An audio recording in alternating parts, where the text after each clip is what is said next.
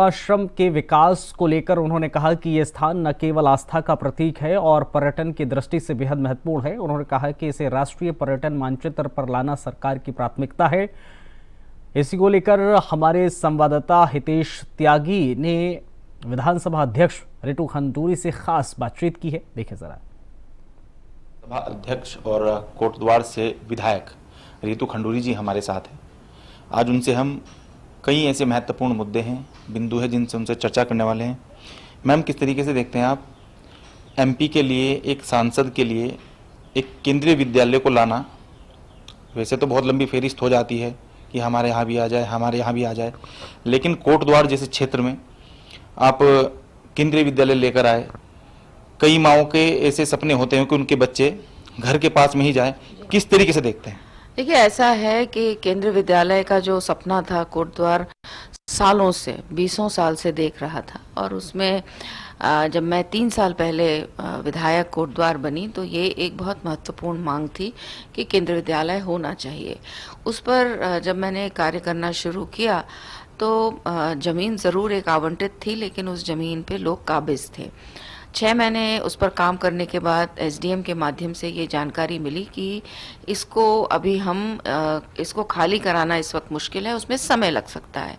फिर हमने ज़मीन खोजने का प्रयास शुरू किया और उसमें मुझे काफ़ी समय लगा, करीबन 6-7 महीने लगे।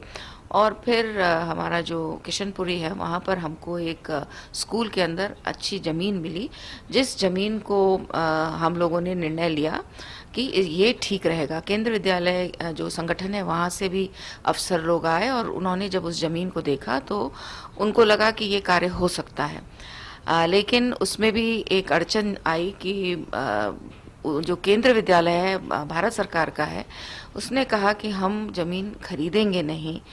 उत्तराखंड सरकार का नियम था, पॉलिसी थी उस वक्त कि हम भारत सरकार की किसी भी योजना के लिए और खासकर शिक्षा के लिए ज़मीन फ्री में नहीं देंगे, हम उनको हमसे खरीदनी पड़ेगी। अब इस पशुपेश में हम लोग काफ़ी समय रहे। फिर मैं आदरणीय मुख्यमंत्री जी से मिली, उन्होंने इस बात को समझा और एक पूरा पॉलिसी डिसीजन हुआ, चेंज हुई पॉलिसी, इसलिए उनका भी मैं आभार व्यक्त करती हूँ। ये निर्णय लिया गया कि अब शिक्षा के लिए, केंद्र विद्यालय के लिए उत्तराखंड जो है वो फ्री में स्कूल देगा, ज़मीन देगा। और तो उसको होने के बाद फिर आदरणीय प्रधानमंत्री जी का ऑफकोर्स जियो आया, वहाँ से 85 स्कूल थे, उसमें से कोटद्वार भी एक था।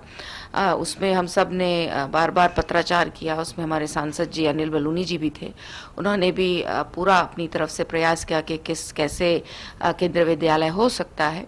जिस दिन आदरणीय प्रधानमंत्री जी की वो निकला कि हम इतने केंद्रीय विद्यालय दे रहे हैं, उसके बाद से हमने वहाँ पर जो स्कूल था उसकी पुरानी कुछ क्लासरूम्स थी जो कि यूज़ में नहीं थी, उसको मैंने अपनी विधायक निधि के माध्यम से उसको ठीक करवाया और ऐसी स्थिति में लाके किया कि जब केंद्र विद्यालय वाले लोग आएँ और शुरू करने की बात करें तो वो शुरू हो।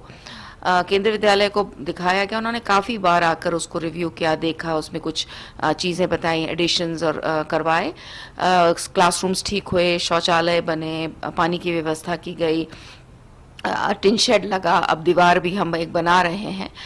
उसके बाद जब उन्होंने कहा कि हाँ अब हम लोग तैयार हैं, हम इस इलाके को अब लेके और दिल्ली अब इस चीज़ को भेज सकते हैं, फिर मैं आदरणीय धर्मेंद्र प्रधान जी से मिली और उनसे निवेदन किया कि हम पूरी तरह से तैयार हैं, आप हमारे स्कूल का संचालन शुरू करिए।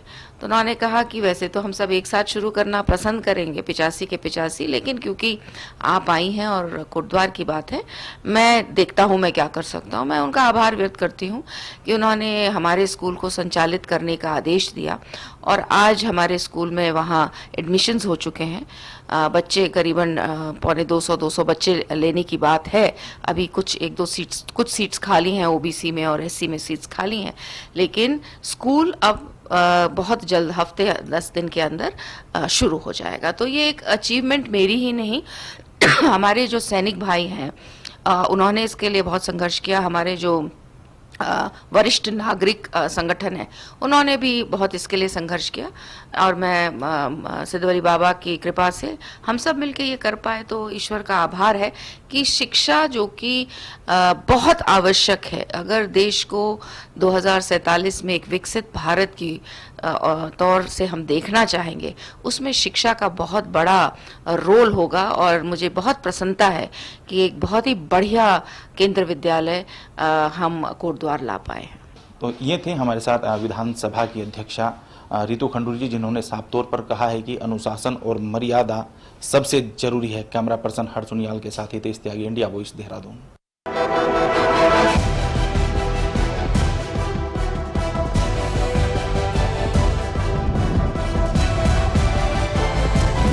इंडिया वॉइस, आपकी सोच, आपकी आवाज।